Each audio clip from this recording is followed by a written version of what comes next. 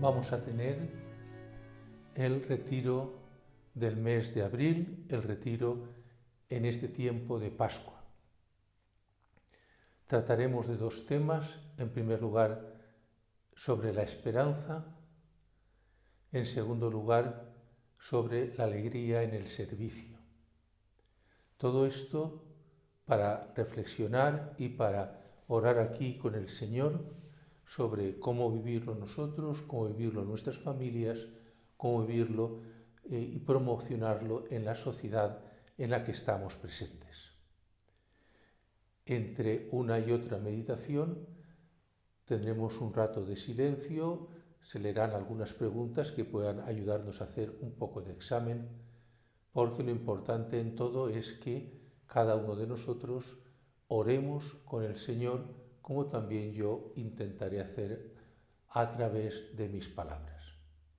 Estamos aquí en el oratorio, en la capilla del Centro Arrayán, del Centro Universitario Arrayán. Estamos delante del Señor presente en el Sagrario y excepcionalmente vamos a abrir la puerta del Sagrario para poder ver el copón, para poder ver dónde está Cristo ahí contenido en esas especies eucarísticas sustancialmente. Aunque esté siempre a nuestro lado en cualquier parte del mundo donde nos encontremos, aunque esté siempre al lado de cada persona, sustancialmente se ha querido quedar presente en el pan eucarístico, en el vino eucarístico. Pues vamos a comenzar.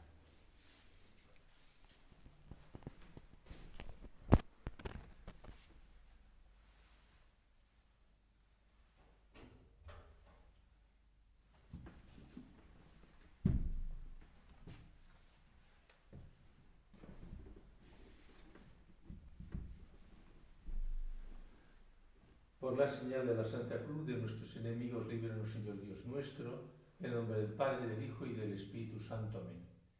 Señor mío y Dios mío, creo firmemente que estás aquí, que me ves, que me oyes. Te adoro con profunda reverencia. Te pido perdón de mis pecados y gracia para hacer con fruto este rato de oración. Madre mía Inmaculada, San José, mi Padre y Señor, Ángel de mi guarda, intercede por mí.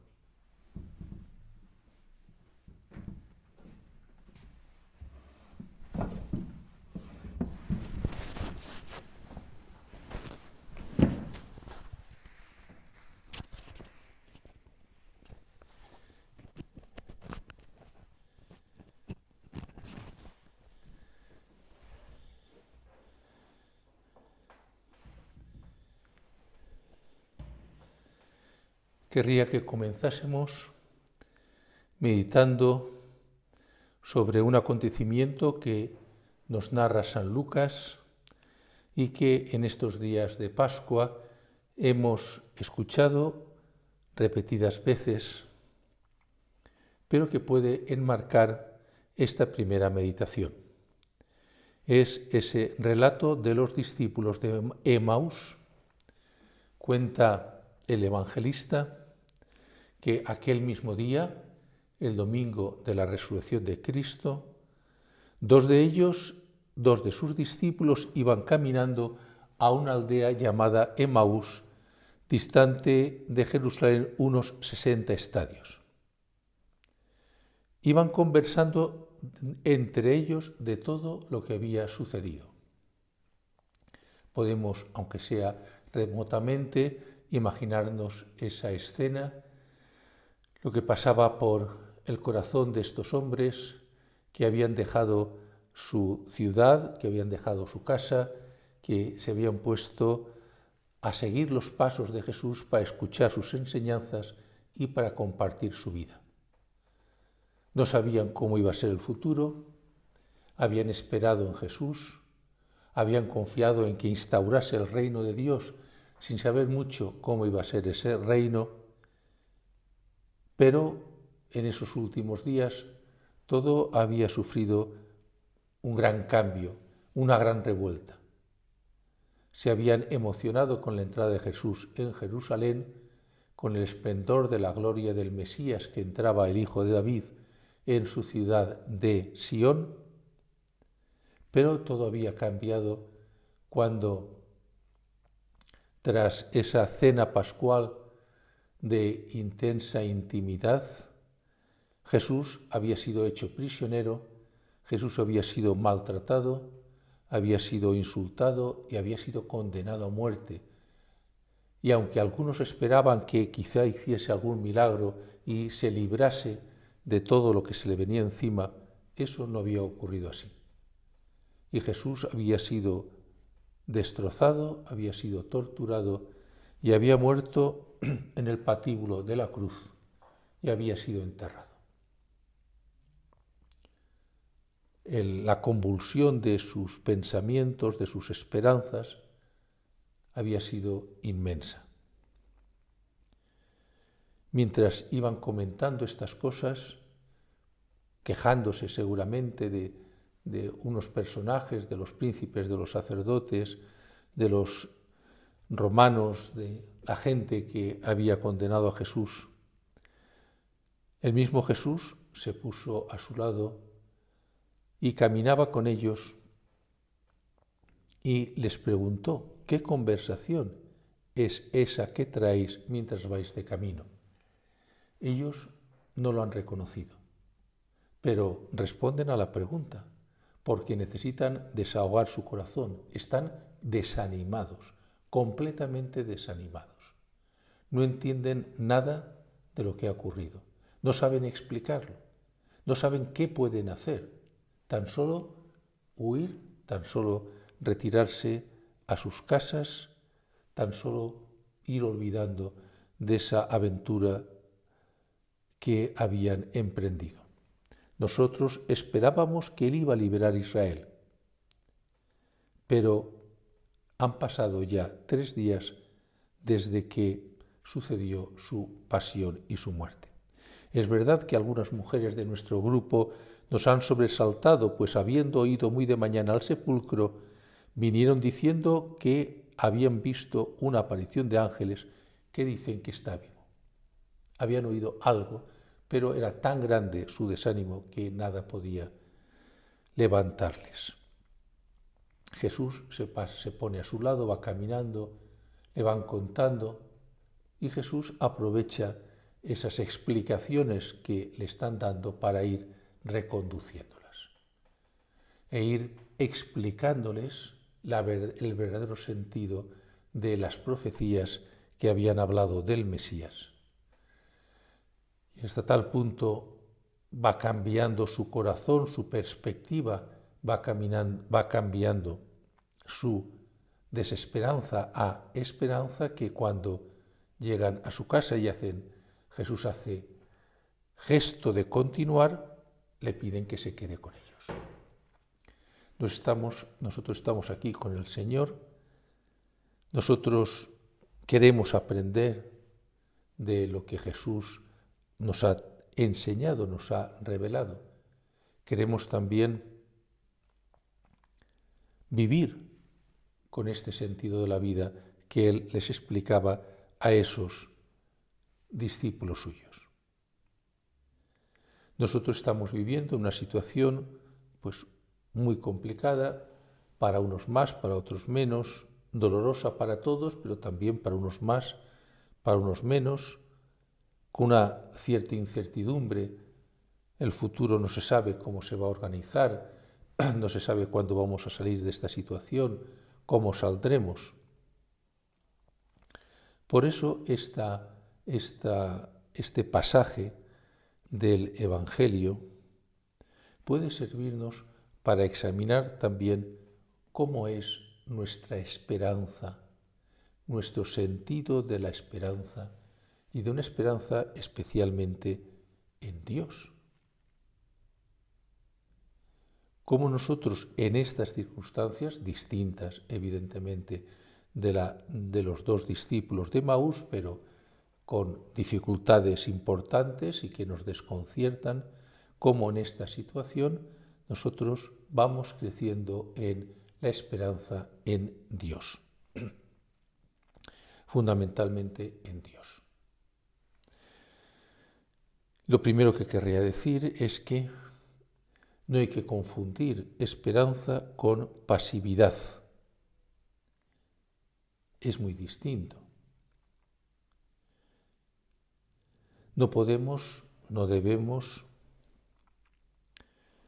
esperar sentados a que alguien resuelva las situaciones o carencias que tenemos. Es cierto que a lo mejor estamos confinados o podemos salir más o menos, podemos tener una cierta capacidad de movimiento, hay cosas, hay soluciones que no dependen de nosotros, pero no podemos quedarnos inactivos. La esperanza implica también actividad, implica movimiento, más o menos externo, pero sobre todo interno. Es la actitud, es la disposición, es lo que realmente estamos haciendo en este tiempo, cómo estamos obrando, cómo estamos aprovechando el tiempo. Querría quizá distinguir, si se puede hablar así, de 3 niveles de esperanza. Todos tienen que ver con Dios y nosotros de una forma u otra. El primer nivel de una actitud de esperanza es el nivel de los afectos, de las emociones. Es importante. No es lo más importante, pero es importante porque puede influir mucho en los otros 2 niveles. El nivel afectivo, el nivel emocional, corresponde a lo que se llama normalmente esas tendencias básicas, primarias, en otros casos apetitos. Todos tenemos una tendencia a disfrutar de las cosas bonitas, de las cosas bellas, disfrutar de la satisfacción de los sentidos. Y tenemos también una tendencia a la actividad, a poner por obra, a hacer, a emplear la fuerza, a empujar. Claro, no se trata de dejarse llevar por la fuerza, por el impulso, pero el acoger esa tendencia a la acción, a la fuerza, a la resolución de los problemas es muy valioso. Sobreponerse a las dificultades. Insisto, me parece que es una tendencia normal en el hombre el enfrentarse, el de entrada enfrentarse, porque puede fundamentar otros comportamientos. Hemos visto que hay una tendencia a los cánticos, a juntarse con otros, a animarse unas a otras personas. Mucha gente ha entonado esa canción, convertida casi en un himno, Resistiré. Es algo valioso. No se trata de negar el mal que se está produciendo, el mal de la enfermedad, el mal del contagio, a veces el mal de las soluciones no acertadas que se pueden tomar, se pueden haber tomado, los malos comportamientos de algunas personas. Han crecido los hackers en Internet, se ha multiplicado el valor, más bien el precio de algunos bienes de consumo, algunos necesarios incluso. No se trata de negar que existen problemas, que existen dolores, que existen sufrimientos, pero se trata de entrada, aceptar ese impulso a vencer, a triunfar, a no amilanarse, a enfrentarse con los problemas que se producen. El Señor, en un momento determinado, tiene que impulsar a sus discípulos. Vayamos a Jerusalén, vamos allí. Bueno, pero es que hay unos problemas, es que te están criticando, es que te pueden perseguir. Vayamos. He venido a poner fuego sobre la tierra y ¿qué quiero sino que arda?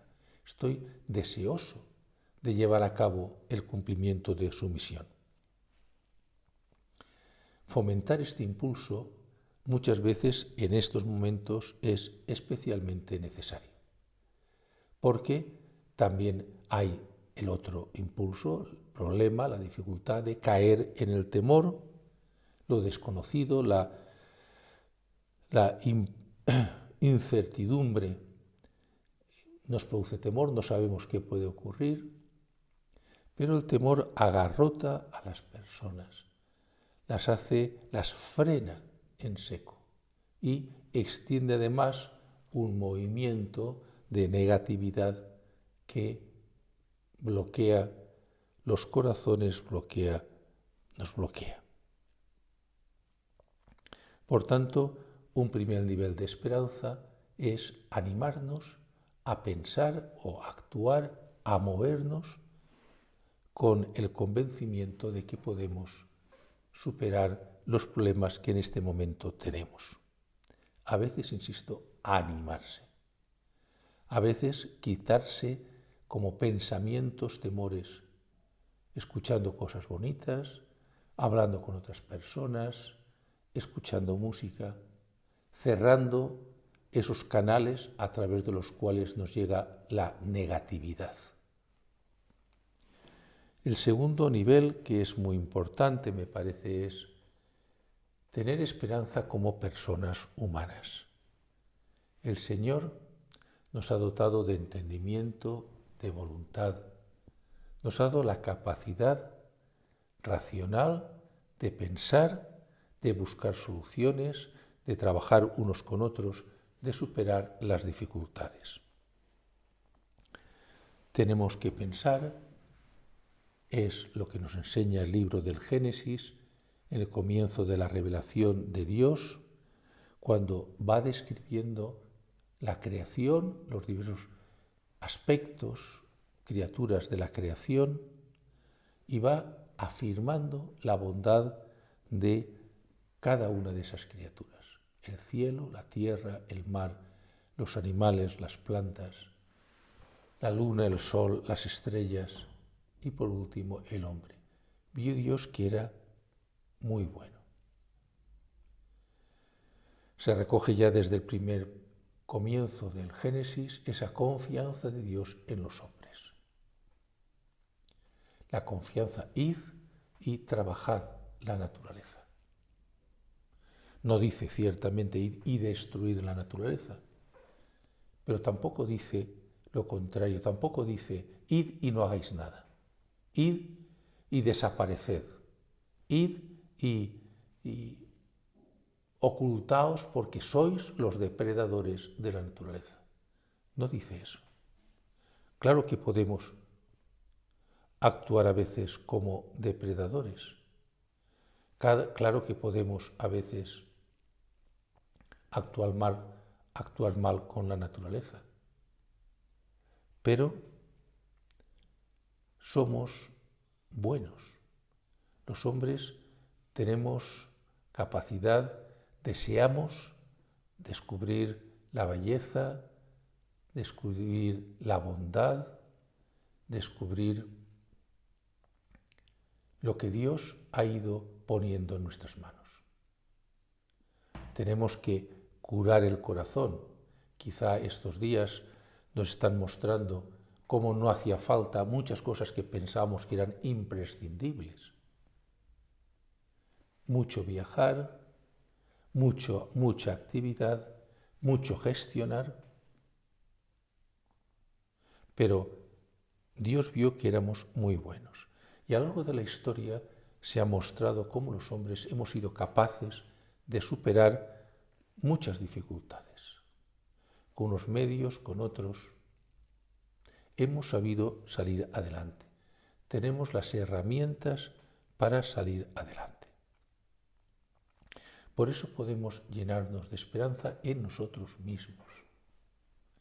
Hemos visto el comportamiento heroico de muchas personas, ciertamente trabajadores de la salud, pero también personas que han sacado adelante su familia, que han conseguido ayudar a otras muchas personas, los mismos repartidores han conseguido distribuir hay una buena situación, vamos a decir. Ha habido contagios, ha habido muertes, pero podría haber habido muchas más. Los hombres somos capaces de resolver los problemas y sacar enseñanzas y sacar adelante nuevas respuestas a los problemas personales, familiares o sociales. Que es necesario que confiemos en nosotros, que esperemos en que somos capaces de mejorar. El peligro, el problema también, como el caso anterior, es la desesperanza. Criticar lo que están haciendo unos, lo que están haciendo otros, lo que podrían haber hecho, lo que han dejado de hacer, las medidas que han tomado y en las que se han equivocado. Pero aquí hemos de pensar que cada uno somos responsables de nuestra vida ante Dios y de cómo ayudamos a otras personas a responder ante Dios, a responder también ante su vida. Por tanto, me parece que esperar en nosotros mismos significa ponernos en camino, reflexionar durante este tiempo, preguntarnos qué cosas hemos aprendido, qué cosas podemos mejorar, estamos mejorando, qué cosas estamos mejorando, podemos mejorar, cómo queremos actuar cuando salgamos de esta situación.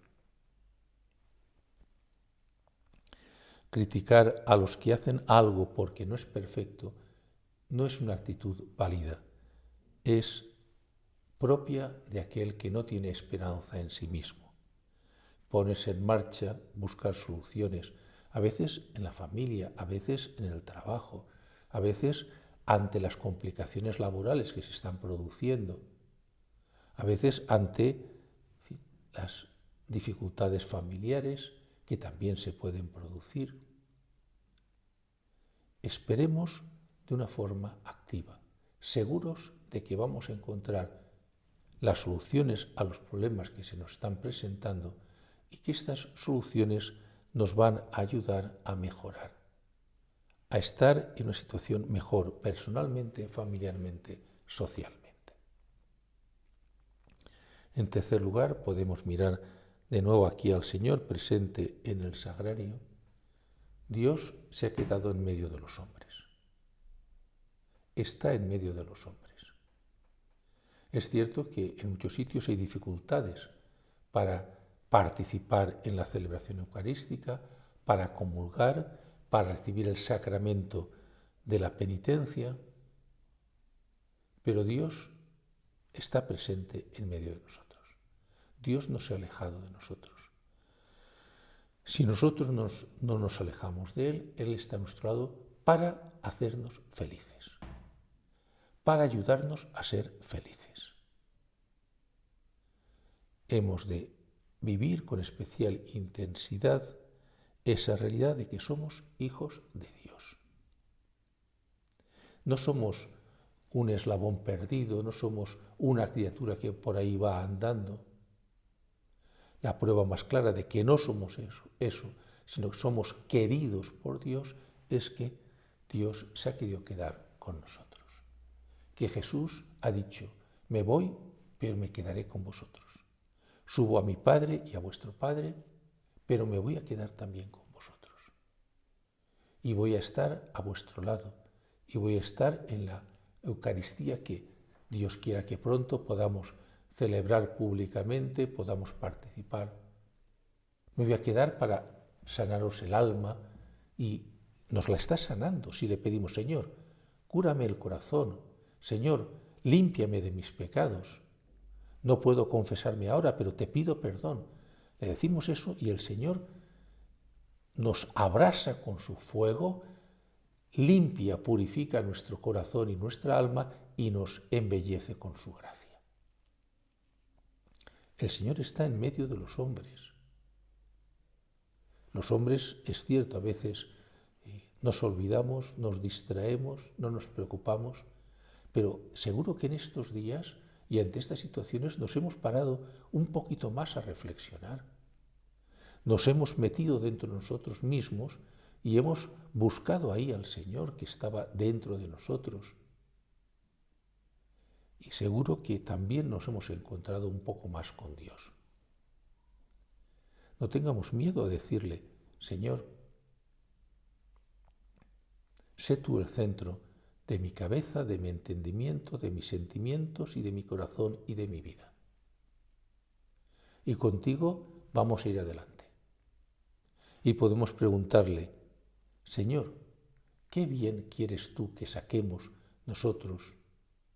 Que saque yo como hijo tuyo, que saque mi familia, que saque la Iglesia. Porque a lo mejor es un momento muy bueno para que la Iglesia se purifique de muchas estructuras, comportamientos, formas de hacer que no tienen ya ningún valor, ningún sentido, y vaya desarrollando como cuerpo de Cristo unido a su cabeza y por la inspiración del Espíritu Santo otros caminos que permitan a los hombres encontrarse mejor con Dios, que permitan que la salvación llegue más a los hombres de hoy, no a los hombres de 40 años o a los hombres de hace 200 años. La esperanza nos lleva a preguntarnos, ¿estoy convencido de que el Señor es capaz de sacar bien de esta situación? Y responder, sí, estoy convencido. Y si nos falta un poquito o mucho, Señor, aumentanos la esperanza. Señor, hazte presente más en mi vida y en la vida de todos los hombres. Señor, que yo me dé más cuenta, que tenga más seguridad en ti. Tú, hemos celebrado estos días pasados, has muerto, moriste hace 2000 años, por mí, por todos los hombres. ¿Necesito más pruebas de tu amor? ¿Necesito más pruebas de que tú estás cerca? Tú te has quedado aquí por mí y por las personas que vivimos aquí y por las personas que caminan en este mundo por la tierra. Señor, auméntame la fe, Señor, auméntame la esperanza. ¿Qué bien quieres tú que saquemos de esta situación? No solo ahora ofreciéndote el dolor y el sufrimiento de tantas personas, no solo ahora procurando hacer la vida más agradable, más fácil a los que viven conmigo, sino también después. ¿Qué podemos reenfocar? ¿Qué quieres que reenfoquemos nosotros como iglesia tuya, como iglesia de Jesucristo inspirada por el Espíritu Santo? En estos días las iglesias han estado más o menos cerradas, se ha disminuido, por así decir, la vida externa litúrgica de la iglesia, pero ha crecido la vida familiar. Ha crecido el amor, seguramente, entre marido y mujer, entre padres e hijos, entre hijos y padres, bueno, con dificultades y con pequeñas peleas, con a veces momentos más difíciles, pero ha sido más factible la presencia del amor. Y para muchos ha sido más real, más presente la oración, el sacrificio por los demás, en muchos casos la catequesis, la evangelización. Quizá nos estamos dando cuenta de que lo que tanta gente en la Iglesia ha anunciado, que estamos en el milenio de los laicos, que los sacerdotes cumplen una función, un ministerio, un servicio específico dentro de la Iglesia, pero que la evangelización, la transmisión de la fe, la vivencia de la fe en el mundo, en la familia, en el trabajo, pues es tarea especialísimamente de los laicos.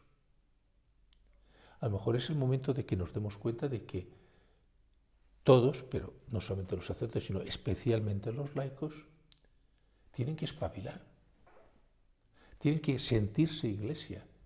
No han podido ir a misa los domingos, cómo hemos vivido la experiencia de ser iglesia, de ser cuerpo de Cristo, de ser nosotros los que tenemos que hacer la iglesia. Nos hemos reunido menos en locales, menos en exterioridad eclesiástica. Hemos aprendido a que ha llegado ya la hora de que salgamos, como el Papa Francisco tantas veces nos está insistiendo, salgamos a anunciar a Jesucristo. Quizá ahora no podemos salir más que a través de las redes sociales. Podemos actuar en las familias, podemos actuar en la gente más cercana y después también a través de las redes sociales. Pero dentro de poco saldremos. ¿Nos vamos a ocupar de anunciar a Jesucristo? Ya no podemos estar tan corriendo como antes. No, es que tengo que hacer muchos viajes. Tengo que ir de un sitio para otro. No podemos tampoco continuar diciendo, es que no tengo tiempo más que para trabajar. No tengo tiempo más que para divertirme. Hemos descubierto que el trabajo y la diversión y la vida social tienen una misión dentro de lo que son en sí mismos, que tienen un valor como trabajo, como transformación de la sociedad, como comunión con otras personas, pero tiene un valor que es colaborar con Cristo en la obra de la creación y en la obra de la salvación, que las relaciones tienen también, las relaciones con otras personas tienen un motivo más fundamental, y es que somos miembros de otros miembros del cuerpo de Cristo, y hay mucha gente que todavía no es consciente y todavía no está participando, y tenemos que ayudarles a descubrirlo. Es un tiempo de esperanza, un gran tiempo de esperanza, de vivir desde la esperanza, de estar ilusionados con el bien que Dios puede sacar en nosotros y desde nosotros en este tiempo de dificultad, en este tiempo de pandemia, en este tiempo de confinamiento y en este tiempo ciertamente de dolor. Al final del retiro rezaremos, pediremos al Señor a través de su Madre Santa María, de nuestra Madre Santa María, pediremos especialmente por los enfermos, por los familiares de los enfermos y por los difuntos. Pero que meditemos en que tenemos una gran tarea y que podemos llevarla a cabo. Por cómo Dios nos ha hecho, por imagen suya que somos y porque somos hijos de Dios, llamados a anunciar las maravillas del que nos rescató del reino de las tinieblas y nos puso en el reino de la luz. Pues vamos a pedirle a la Virgen María, nuestra Madre y Madre de Jesús. Ella es nuestra esperanza, como todas las madres son las esperanzas de sus hijos.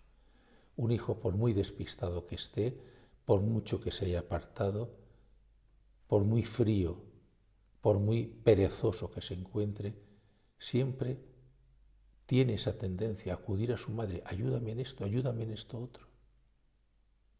Nosotros también acudimos ahora a la Virgen María, nuestra Madre y Madre de Jesús, para que nos ayude a crecer en esta disposición, en esta virtud que es la esperanza.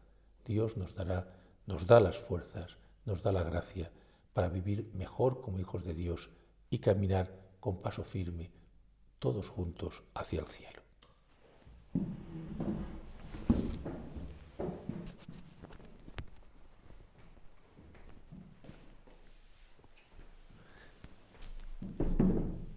Te doy gracias, Dios mío, por los buenos propósitos, afectos e inspiraciones que me has comunicado en esta meditación. Te pido ayuda para ponerlos por obra. Madre mía Inmaculada, San José, mi Padre y Señor, Ángel de mi guarda, interceded por mí.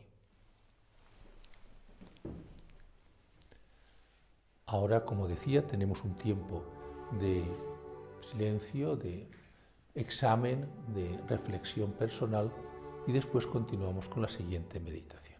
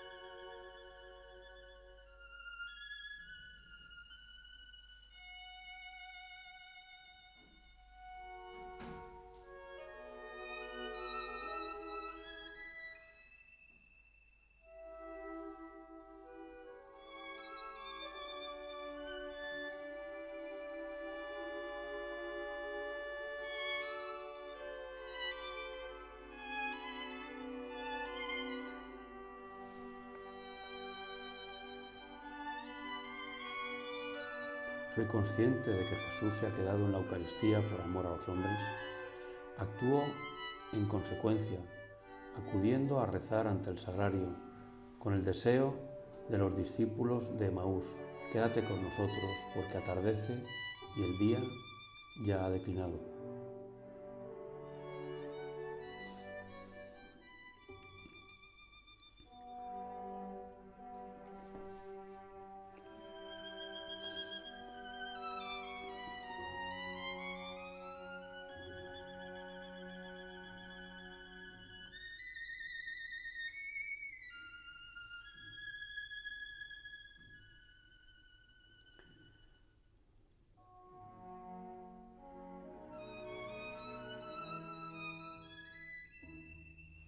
Manifiesto mi fe en la presencia sustancial de Jesucristo en la Eucaristía, adorándole con una genuflexión, guardando el recogimiento, saludándole con una palabra de cariño.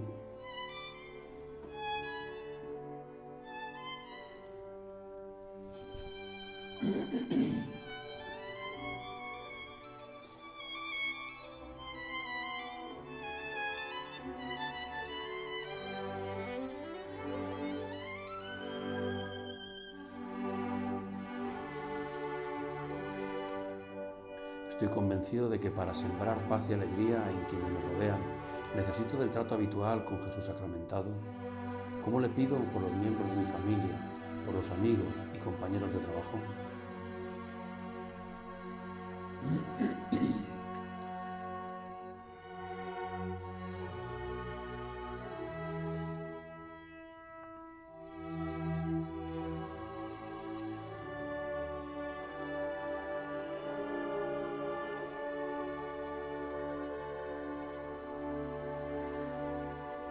Vino Jesús, se presentó en medio de ellos y les dijo: la paz esté con vosotros.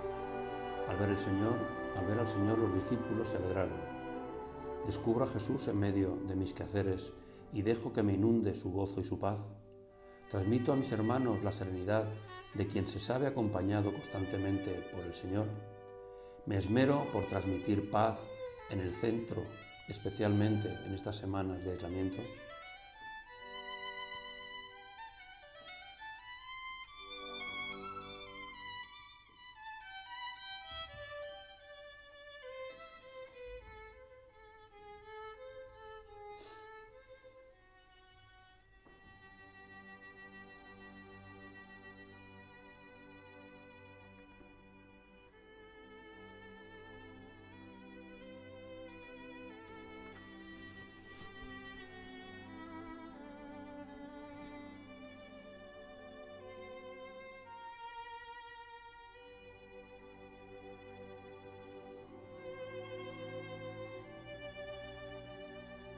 Me doy cuenta de que he de encontrar a Jesús en las personas que me rodean, en las tareas de cada día.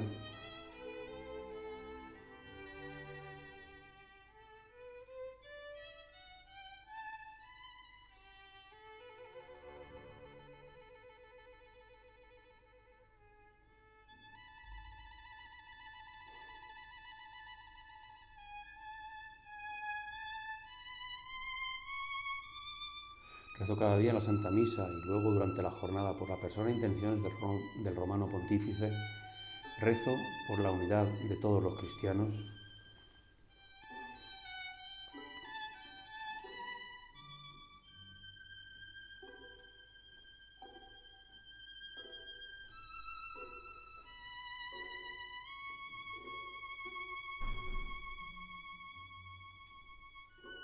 Dice el salmista: servid al Señor con alegría, entrad a su presencia con júbilo.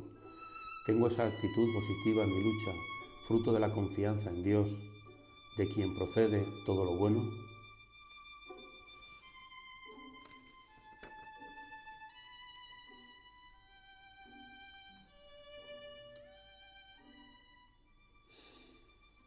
¿Cómo respondo a la llamada de Dios para ser más generoso? ¿Me fío de Dios aunque suponga complicarme la vida o me excuso alegando falta de tiempo o de medios? Tengo presente que el Señor recompensa esta generosidad con una profunda felicidad, pues Dios ama al que da con alegría.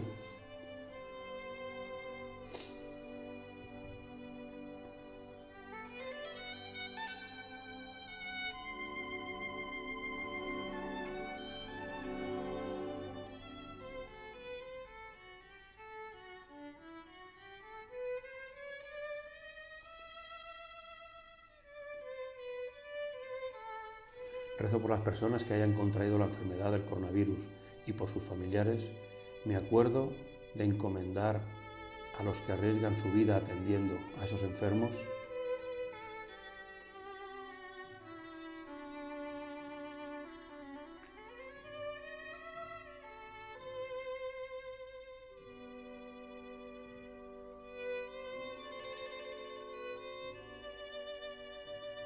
En la cruz Jesús dice a San Juan: aquí tienes a tu madre. Rezo a la Virgen la oración recomendada por el Papa Francisco para estos momentos de la pandemia del COVID-19.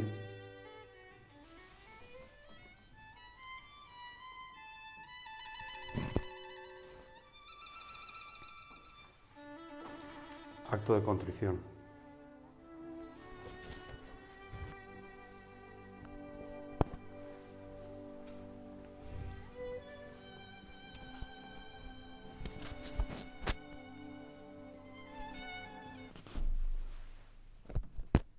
Por la señal de la Santa Cruz de nuestros enemigos, líbranos, Señor Dios nuestro.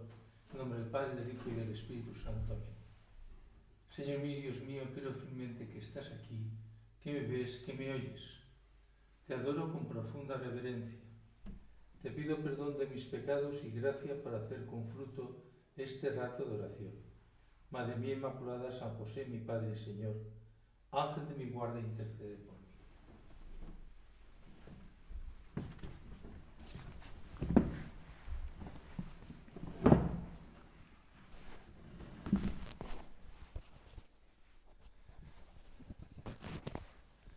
Pues vamos a hacer este rato de oración también aquí, que estamos junto al Señor, presente en el sagrario.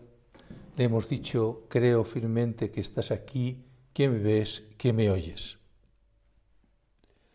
Aunque a lo mejor sigamos esta meditación ya enlatada, pero podemos trasladarnos con la imaginación a tantos sagrarios del sagrario de nuestra parroquia, del club al que asistimos, de una comunidad de religiosas, a cualquier sagrario, tantos sagrarios que conocemos donde está presente el Señor, y hacer ese acto de fe: creo firmemente que estás aquí, que estás vivo, que estás resucitado. Querría comenzar esta meditación recordando también una escena del Señor antes de su pasión. Es esa escena del lavatorio de los pies. Querría fijarme sobre todo en el final, cuando el Señor les va a explicar a los apóstoles el sentido de lo que acaba de hacer. Y te pedimos, Señor, que también a nosotros hoy nos ayudes a entender vitalmente, no entenderlo solo intelectualmente, entender vitalmente más lo que tú quieres enseñarnos. Vosotros, dice Jesús, me llamáis el Maestro y el Señor, y decís bien porque lo soy. Pues si yo, el Maestro y el Señor, os he lavado los pies, también vosotros debéis lavar los pies unos a otros. Os he dado ejemplo para que lo que yo he hecho con vosotros, vosotros también lo hagáis. En verdad os digo, el criado no es más que su amo, ni el enviado es más que el que lo envía. Puesto que sabéis esto, dichosos vosotros si lo ponéis en práctica. Y escuchando al Señor, se produce como una especie de choque en nuestra cabeza, porque no es esto lo que escuchamos habitualmente, lo que hemos escuchado esta mañana o esta tarde o ayer, o hemos escuchado viendo una película, o a veces leyendo un libro o escuchando una canción. No es esto lo que nos dice muchas veces la cultura en la que vivimos o el mundo en el que nos movemos. Y sin embargo hay que decir o hay que escuchar al Señor que dice: te están engañando. Te están diciendo que para ser felices tenemos que pensar en nosotros mismos. Tenemos que buscar satisfacer los deseos, los apetitos. Tenemos que estar atentos a ver qué me apetece, cómo me siento, si tengo ganas. Y en función de las ganas que tengo, de cómo me siente o qué deseo, entonces actuar. Y eso, nos dice el Señor, es un engaño. La felicidad no está en estar contentos. Si así fuera, si la felicidad fuera estar cada uno contentos, la felicidad supondría una búsqueda egoísta de la propia satisfacción. En cambio, la felicidad, nos dice el Señor, está en el servir, en el ayudar, en el preocuparse de lo que nos rodea. La felicidad está, dice un punto de surco, dice San José María, lo que se necesita para conseguir la felicidad no es una vida cómoda, sino un corazón enamorado. Y esto es todo un horizonte de examen y de propósitos. Lo que se necesita no es la comodidad, sino el enamoramiento. Enamorarse de Dios, enamorarse de los demás. Claro, hacer este planteamiento, proponérselo, significa un poco chocar con el ambiente. Hay que aceptar que los cristianos en ese sentido podemos ser un poco raros. No que seamos raros por la forma de vestir o por la forma de hablar o por la forma de comportarnos o por la forma de comer. Raros por el planteamiento de fondo. Claro, el planteamiento de fondo tiene que a veces manifestarse también externamente, en ir a este sitio y no ir a este otro sitio, en dedicar tiempo a esto y no dedicar tiempo a esto otro, en organizarse la vida de tal forma que sea coherente con donde busco yo la felicidad. Los cristianos hay que mentalizarse, y en ese sentido creo que también hay que mentalizar a los niños o a los jóvenes. Los cristianos somos un poco raros, no somos normales. Sí, por normalidad se entiende lo que abunda, lo que a mucha gente le parece bien. Esto no tiene que ver con un planteamiento político de si democracia o no democracia, no. Es algo mucho más profundo, es el sentido de la vida. ¿Qué me parece que vale la pena y qué me parece que no vale la pena? Mira, vivimos a veces en un ambiente, en un clima, en una cultura que va dictándonos qué es lo que te debe llenar de alegría, qué es lo que te debe entristecer, un ambiente que provoca determinadas emociones en una línea, que quita las emociones en otra línea. Incluso a veces en la Iglesia, ahora por ejemplo, estamos en el tiempo de Pascua, ¿no? Entonces pudiera parecer que como es tiempo de Pascua, hay que estar contentos, viva la alegría. No, hay que estar alegres en Pascua, en Cuaresma, en Adviento y en el tiempo ordinario. O no hay que estar alegres. Cada uno tiene que ver por qué está alegre o por qué no está alegre y preguntárselo y razonar.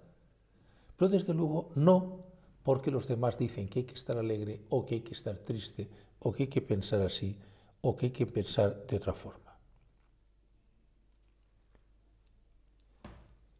La alegría tiene mucho que ver con el servicio, con la actitud de servicio. Pero alguno podría pensar, podría inquietarse porque le viniese a la cabeza que si pienso en los demás, entonces no pienso en mí mismo y entonces voy a perder mi propia vida. Me voy a quedar sin mi vida. ¿Cómo voy a ser feliz si no pienso en mí? Es cierto que si pensamos más en las personas que hay a nuestro alrededor, dedicamos más tiempo, más pensamiento, más imaginación, de alguna forma pensamos menos en nosotros mismos, sí. Pero también el Señor nos ha dicho, el que encuentre su vida la perderá, y el que pierda su vida por mí la encontrará. No es un juego de palabras. Perder y ganar no es como una especie de paradoja que sirve para hacer cosas raras. No, el Señor nos lo está diciendo. ¿Quieres seguirme? ¿Has entendido lo que yo he hecho? Le dice a los apóstoles. ¿Habéis entendido que yo he hecho? ¿Os he lavado los pies? Vosotros me llamáis Maestro y Señor. Vale. ¿Y entonces cómo os vais a plantear vosotros vuestra vida? Si perdéis vuestra vida porque me seguís a mí, vosotros ganaréis vuestra vida, seréis felices. Claro, esto siempre da un poco de miedo esto, porque, insisto, porque no es lo que nos dice normalmente nuestra cultura, en fin, nuestras a veces malas tendencias. Pero por otra parte, lo que estamos contemplando en estos días de Pascua, estamos contemplando la resurrección de Jesús. Pero Jesús resucita porque antes ha muerto. Y si no hubiese muerto, no podría resucitar, evidentemente.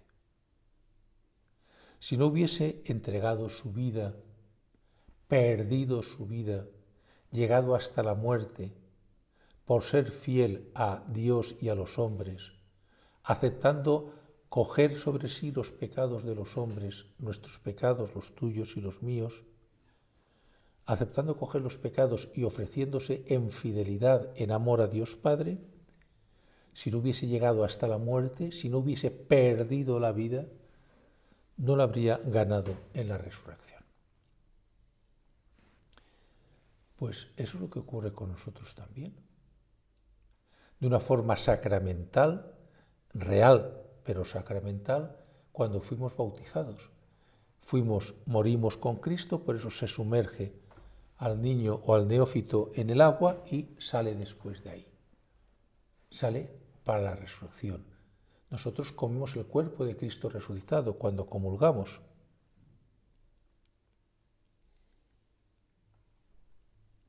Nosotros ganamos nuestra vida, la vida que vale la pena, si la perdemos con Cristo. Él mismo, cuando Pedro le pregunta, Señor, pero nosotros que hemos dejado todo y te hemos seguido, ¿qué va a ser de nosotros? En verdad os digo que no hay nadie que haya dejado casa o hermanos o hermanas o madre o padre o hijos o tierras por mí y por el Evangelio, recibirá ahora en este tiempo 100 veces más y en la edad futura la vida eterna. Quien haya perdido, recibirá en esta vida 100 veces más y después la vida eterna. Y además es la experiencia que tenemos.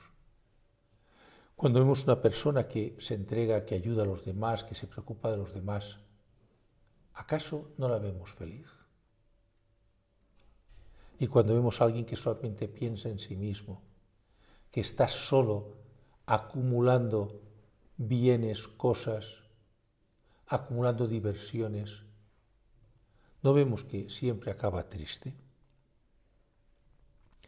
Por tanto, servir, que es amar a las personas que hay a nuestro alrededor, ayudar a hacer la vida agradable. También en estos días, en la vida normal. No es una vida que vaya a salir perfecta, no es que vayamos estando siempre ayudando a todos, porque a veces nos cansamos, porque a veces nos sale el genio, nos sale el carácter, a veces juzgamos y golpeamos a alguien, pero es la línea que tiene que ser nuestro horizonte, es la línea que hemos de querer caminar, es la línea que hemos de querer alcanzar, es el camino que debemos recorrer.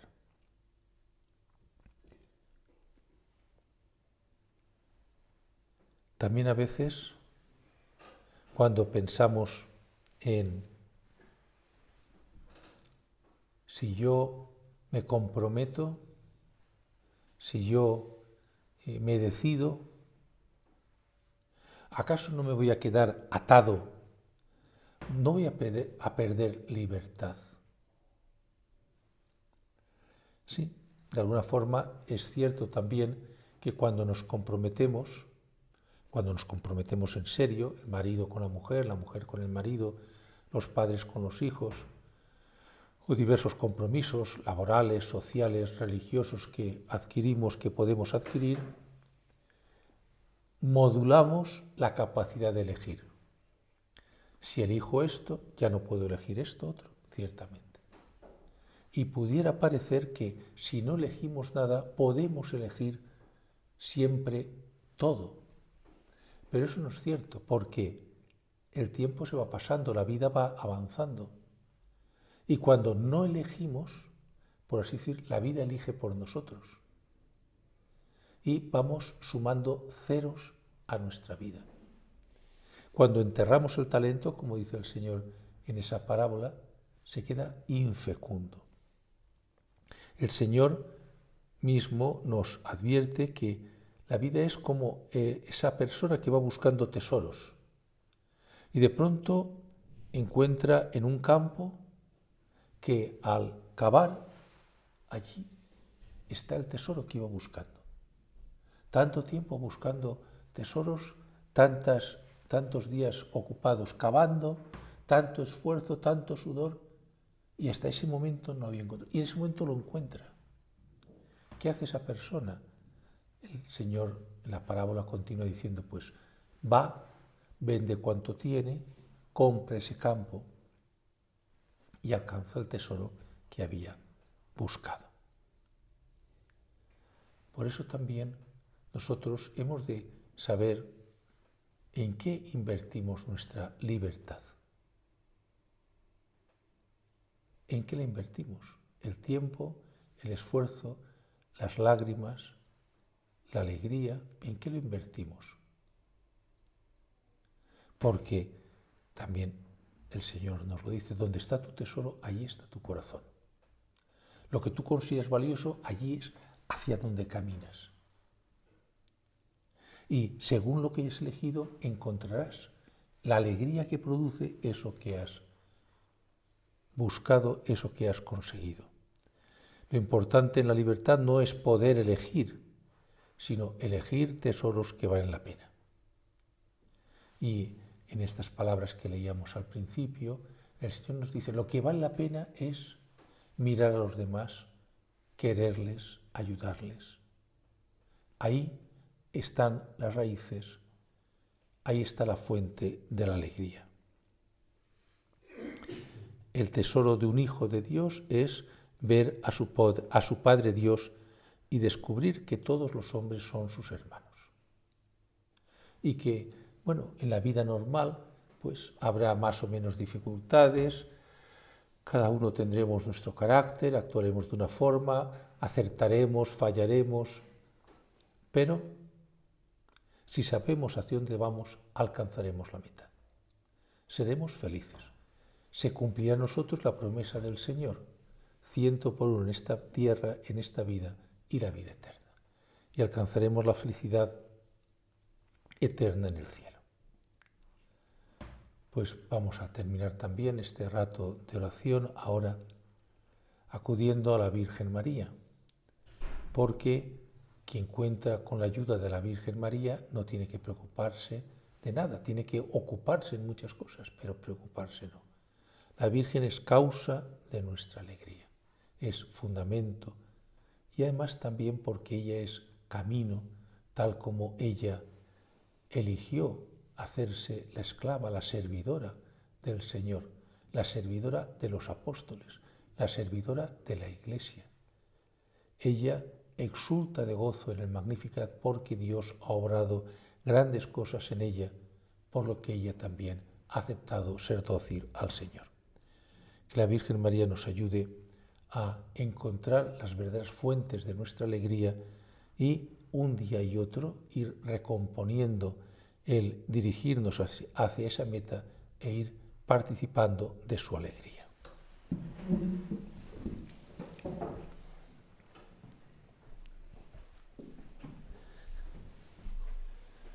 Te doy gracias, Dios mío, por los buenos propósitos, afectos e inspiraciones que me has comunicado en esta meditación.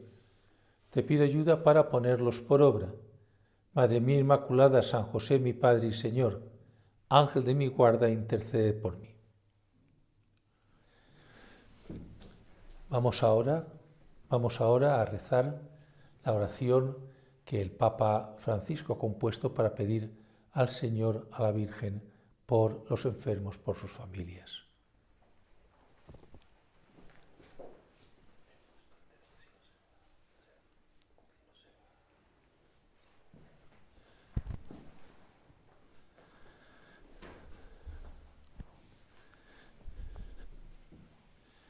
Oh María, tú resplandeces siempre en nuestro camino como signo de salvación y esperanza. Nosotros nos confiamos a ti, salud de los enfermos, que bajo la cruz estuviste asociada al dolor de Jesús, manteniendo firme tu fe. Tu salvación de todos los pueblos sabe que tenemos necesidad y estamos seguros que proveerás para que, como en Caná de Galilea, pueda volver la alegría y la fiesta después de este momento de prueba. Ayúdanos, Madre del Divino Amor, a conformarnos a la voluntad del Padre y a hacer lo que nos dirá Jesús, quien ha tomado sobre sí nuestros sufrimientos y ha cargado nuestros dolores para conducirnos a través de la cruz a la alegría de la resurrección. Bajo tu protección buscamos refugio, Santa Madre de Dios. No desprecies nuestras súplicas, que estamos en la prueba, y libéranos de todo pecado, oh Virgen gloriosa y bendita. Vamos a terminar haciendo la comunión espiritual al Señor para que permanezca siempre en nuestro interior. Yo quisiera, Señor, recibiros con aquella pureza, humildad y devoción con que os recibió vuestra Santísima Madre, con el espíritu y fervor de los santos. Ubi caritas et amor, Deus ibies, congregabitos in unum, Christi